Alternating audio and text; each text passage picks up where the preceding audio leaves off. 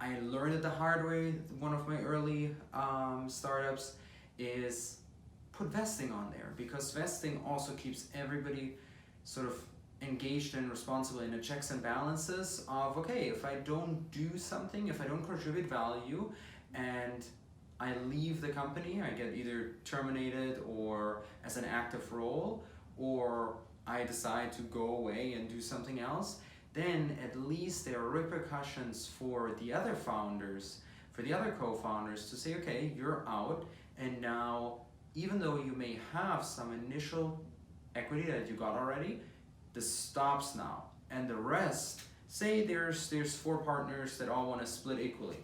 If 2 of them stay in and then the other 2 go do something else without any vesting, you now have 50% of shares idling if they're all equal, which puts the company in a really troublesome situation. However, if these 2 leave after 6 months and you have vesting in there, then at least now, say you have a 4-year vesting, at least now, instead of 50% being idling, you actually only have like 6.25% idling, because only if it's all shared equally. And the even better caveat I recommend is a 6-month or 12-month cliff, meaning you get equity fully vested after the cliff is over, and then for the rest of the vesting term, it will go actually normally, meaning proportionally every month, for example, it vests 1/12 or 1/48 of the shares that are outstanding. 4 years, so 12 months, 4 times 12, 48, so one of those 48s you get every month, but 12/48 or 1/4 of it you get once that cliff period is over. That makes it so that you can bring someone on board, you can have a good engagement, they are vesting equity, they're working towards their equity as long as they stay in there and stay engaged, but they're also in good faith that you're going to keep them around for at least a year.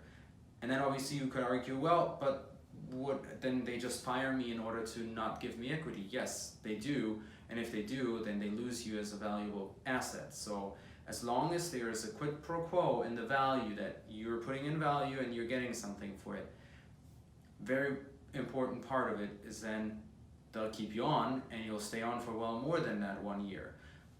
But it gives the founder or the co-founders that very important aspect of having that leverage, having that quid pro quo, especially in the beginning if money isn't really yet readily available, so that you can't threaten, well, then I won't pay you. Well, odds are they're not getting paid anyway, so not one thing you can threaten. But hey, I'll terminate you, which will then make it that the last 6 months that you've just worked will be basically for nothing. That's at least some leverage that the co-founders that were there before at least have.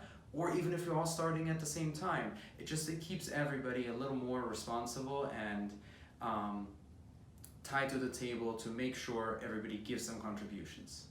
So hope this helps you, and try it out, see if you're in this situation, and otherwise feel free to DM me and I'll see where I can help you out. Have a good one. Cheers.